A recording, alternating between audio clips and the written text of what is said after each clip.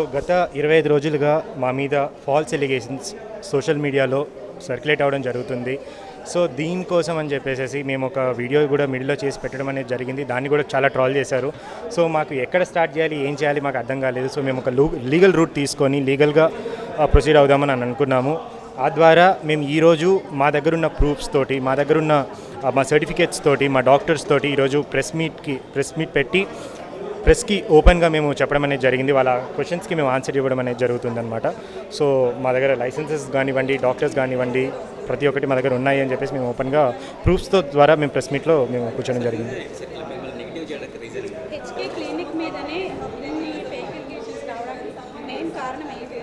So ఈ reason వాళ్ళే చెప్పారండి. హెచ్కే టాప్లో ఉంది, సో టాప్లో ఉన్న క్లినిక్ని కొడితే మిగతా వాళ్ళందరూ కూడా నార్మల్ అవుతారు అని చెప్పేసి రీజన్ వాళ్ళే అన్నారు.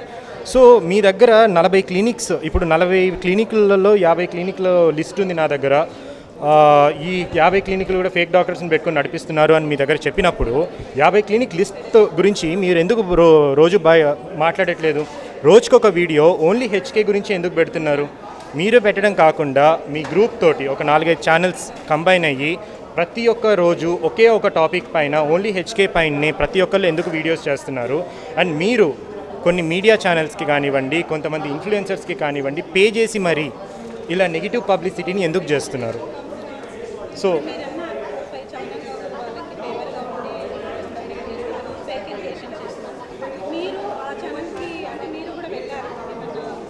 కొన్ని ఛానల్స్కి మేము వెళ్ళడం జరిగిందండి. ఏ ఛానల్స్ అయితే ఈ ఎలిగేషన్స్ అయితే రేస్ చేశారో కంటిన్యూస్గా, కొన్ని ఛానల్స్ని మేము మా టీం ద్వారా, మా ఫ్రెండ్స్ ద్వారా వాళ్ళని అప్రోచ్ అవ్వడం అనేది జరిగింది. వాళ్ళు మమ్మల్ని ఎలవ్ చేయలేదు, మా వర్జన్ వినడానికి కూడా రెడీగా లేరు.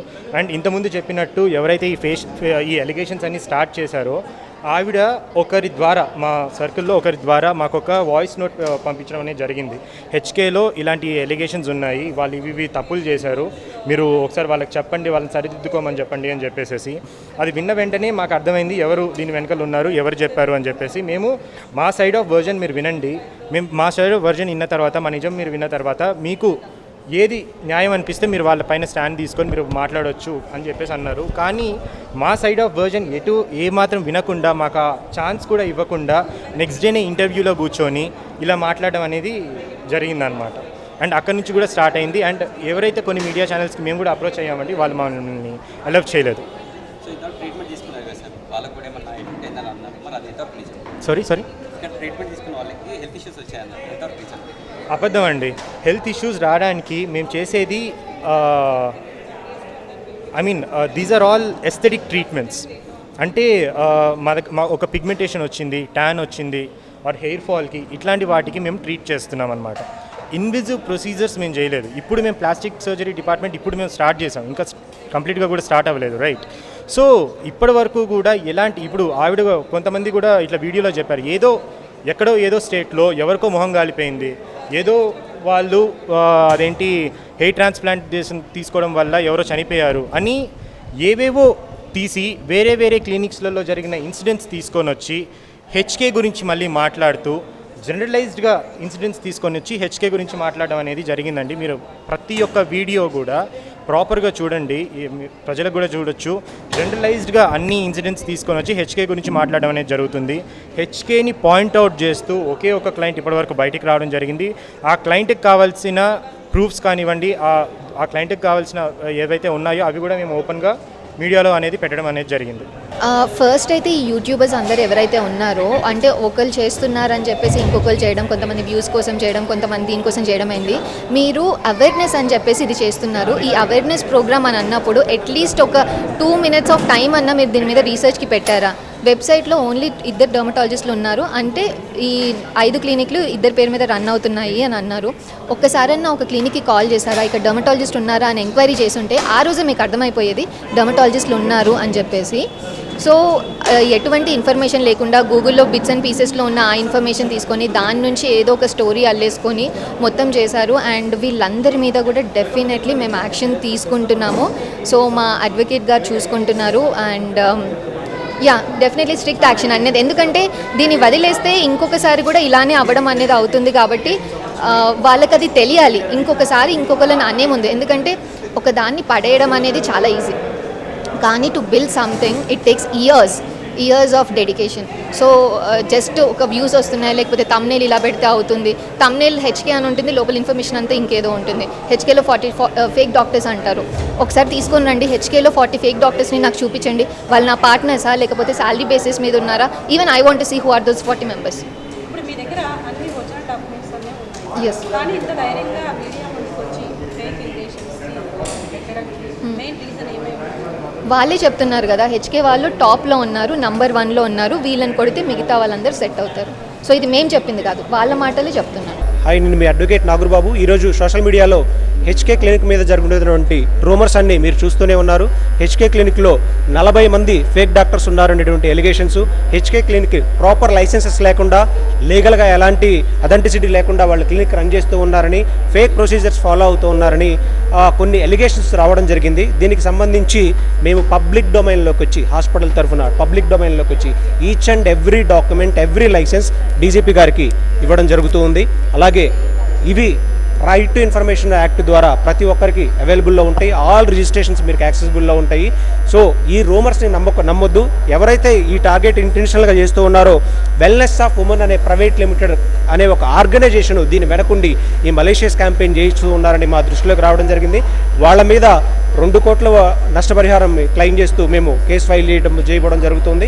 అలాగే హైకోర్టులో రిట్ ఆఫ్ మాండమస్ ద్వారా ఎవరైతే ఇప్పటివరకు వీడియోలు చేశారో వాళ్ళ మీద కూడా యాక్షన్ తీసుకోవాలని ఫైల్ చేయడం జరుగుతుంది. డీజీపీ గారికి, కమిషనర్ గారికి అండ్ కన్సర్న్ పోలీస్ అథారిటీస్కి కూడా మాకున్న లైసెన్సెస్తో పాటు ఉన్న కంప్లైంట్స్ని కూడా ఇవ్వడం జరుగుతుంది.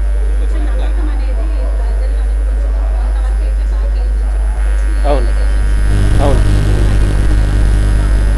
ఇక్కడికి వచ్చిన ప్రతి కస్టమర్ కూడా వాళ్ళు ట్రీట్మెంట్ రిపీటెడ్గా తీసుకున్న వాళ్ళే. సో వాళ్ళకి డాక్టర్ ట్రీట్ చేస్తున్నారా లేదా అనేది తెలుసు. కానీ కొత్త కస్టమర్స్ని మిస్లీడ్ చేస్తూ ఇలాంటి ఫేక్ రూమర్స్ క్రియేట్ చేయడం వల్ల మాత్రమే వీళ్ళ బిజినెస్ కొంచెం డౌన్ అయింది. దాన్ని ఈ ట్రస్ట్ అందుకే ఇంత ఓపెన్గా ప్రెస్ మీదకి వచ్చి, మీరు మీడియా మిత్రులు రెడీగా ఉన్నారు, రండి, వెరిఫై చేసుకోండి, ప్రతి డాక్యుమెంట్ క్లియర్గా చెక్ చేసుకోండి, చెప్పండి. ఇందులో హిడెన్ ఏం లేదు కదా.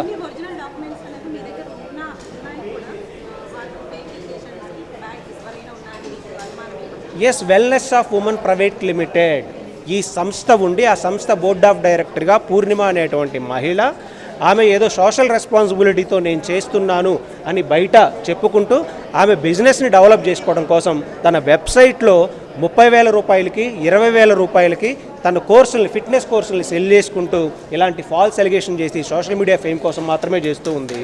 అండ్ ఆ వెబ్సైట్ మీరు ఒక్కసారి ఓపెన్ చేసి చూస్తే ఇప్పటి వరకు 2020 నుంచి ఇప్పటి వరకు ఆమె 160,000 మందిని నేను ట్రైన్ చేశాను అని చెప్పుకుంది. 160,000 మంది దగ్గర నిజంగా ట్రైన్ చేసుంటే 20,000 రూపాయల ఫీజు తీసుకుంటే ఆమె 300 కోట్ల రూపాయల బిజినెస్ చేసి ఉండాలి. 300 కోట్లకి జిఎస్టీ, అంటే ఎనీ కంపెనీ ఈవెన్ ఫిట్నెస్లో ఉన్నా సరే 40 లక్షలు దాటితే జిఎస్టీ పే చేయాల్సిందే. మరి ఆ ప్రాపర్ జిఎస్టీ అవన్నీ పే చేస్తున్నారా లేదా అనేది పబ్లిక్ డొమైన్లో ఉంచి మాట్లాడుతున్నప్పుడు మీ క్రెడిబిలిటీని మీరు కూడా నిరూపించుకోవాల్సిన అవసరం ఉంది. మీరు చేసిన డిఫేమ్ ఎలిగేషన్స్కి మేము లీగల్గా కాంపిటెన్సీ తోటి ప్రెస్ ముందుకు వచ్చి ఈవెన్ ప్రతి కాంపిటెంట్ అథారిటీకి సబ్మిట్ చేస్తూ ఉన్నాం. కాబట్టి ఈవెన్ డిహెచ్ఎంఓ గారు కూడా వచ్చి ఇన్స్పెక్షన్ చేసి మరీ వెళ్ళారు. కాబట్టి రిపీటెడ్గా 1-2 సార్లు వచ్చి ఇన్స్పెక్షన్ చేసి అన్ని క్లియరెన్స్ ఇచ్చారు. కాబట్టి మేము చాలా క్లియర్గా లీగల్ యాక్షన్ తీసుకోవడానికి రెడీగా ఉన్నాం. లీగల్గా మేము ముందుకెళ్తూ ఉన్నాం. ఫస్ట్ ఇది ట్రీట్మెంట్ కాదు, అంటే ఇది డిసీజెస్ కాదు. ఇక్కడ డిసీజెస్కి ట్రీట్ చేయబడవు. కలర్ లేకపోవడం అనేది రోగం కాదు, హెయిర్ లేకపోవడం అనేది రోగం కాదు. నాకు కలర్ రావాలి అనుకునే వాళ్ళు వస్తారు. అండ్ డాక్టర్స్ ఇందాక చెప్పినట్టుగా ఏ ప్రొఫెషన్లో కూడా 100% గ్యారంటీ అనేది ఉండదు. కన్సెంట్ ఫామ్ ఒకసారి మీరు చూస్తే లీగల్గా కన్సెంట్ ఫామ్లో క్లియర్గా రాస్తుంది మీకున్న హార్మోనల్ బ్యాలెన్స్ని బట్టి, మీకున్నటువంటి పాస్ట్ హిస్టరీని బట్టి కొంత రిజల్ట్ వేరీ అయ్యి ఉండొచ్చు అని. ఇప్పుడు ఫర్ ఎగ్జాంపుల్ ఒక పర్సన్ హెయిర్ ట్రాన్స్ప్లాంటేషన్ చేయించుకున్నాడు అనుకుందాం, అతనికి ఎనస్థీసియా ఇచ్చారు. చేయించుకున్న తర్వాత 2 days ముఖమంతా వాసిపోయి, కళ్ళు వాసిపోయి ఉంటాయి. అతను పోలీస్ స్టేషన్కి వెళ్ళి ఈ కళ్ళు నాకు ఇందువల్లే వాసినాయి అని కంప్లైంట్ ఇవ్వగలడా? ఇచ్చే అవకాశం లేదు. సేమ్ అలాగే మీకు ఏదైనా సాటిస్ఫాక్టరీ లెవెల్స్ మీట్ అవ్వలేదు అనుకోండి, డాక్టర్స్ని అప్రోచ్ అవ్వండి. మీకు ఏదైనా సైడ్ ఎఫెక్ట్స్ వచ్చినాయి అనుకోండి, గవర్నమెంట్ హాస్పిటల్కి వెళ్ళి సర్టిఫికేట్ తీసుకొని పోలీస్ స్టేషన్కి వెళ్ళి కంప్లైంట్ ఇవ్వండి, లేదా కన్జ్యూమర్ ఫోరంలో కంప్లైంట్ ఇవ్వండి. అంతేగాని ఇలా ఒక మలీషియస్ 25 రోజులు క్యాంపెయిన్ చేస్తే ఒక్కళ్ళని తీసుకొని రాగలిగారు. ఆ ఒక్కరిని కూడా మోసం చేసి తీసుకొని రావడం జరిగింది. చాలామంది రిపీటెడ్ కస్టమర్స్ ఆల్రెడీ యూట్యూబ్లో బోలెడు వీడియోస్ ఉన్నాయి, ఇన్స్టాగ్రామ్లో బోలెడు వీడియోస్ ఉన్నాయి. ఇంకొకరు ఎప్పుడు కూడా కాస్మోటిక్ ట్రీట్మెంట్ తీసుకున్న వాళ్ళు వాళ్ళ ఫేస్ని చూపించాలనుకోరు. ఎందుకనంటే నా అందం ఆర్టిఫిషియల్గా వచ్చింది కాదు, న్యాచురల్గా వచ్చిందనే చెప్పుకోవాలనుకుంటారు. సో కానీ ఇన్స్టాగ్రామ్లో ఉన్నటువంటి కొంతమంది సెలబ్రిటీస్ మాత్రమే ఎస్ నేను ఈ ట్రీట్మెంట్ తీసుకుంటూ ఉన్నాను అని చెప్పుకుంటూ ఉంటారు. సో ఎవరైనా కామన్ మ్యాన్ వచ్చేసేసి రిపీటెడ్గా మనం ఏదైనా తీసుకెళ్ళి కెమెరా పెట్టామనుకోండి, వాళ్ళు భయపడిపోతారు, ప్యానిక్ అయిపోతారు. అమ్మో నన్ను గుర్తుపడతారేమో, నన్ను ఐడెంటిఫై చేస్తారేమో, అరే ఈ ట్రీట్మెంట్ తీసుకోవడం ఎందుకు తీసుకున్నావు, బాగానే ఉన్నావు కదా అని అంటారేమో అటువంటి భయంతో రావట్లేదు. నిజంగా చాలామంది కస్టమర్స్ ఎప్పుడూ రివ్యూస్ ఇస్తూనే ఉన్నారు. ఆ రివ్యూ ఫామ్స్ ఉన్నాయి, దాని ఎలాంటి ఇది లేదు. Thank you so much.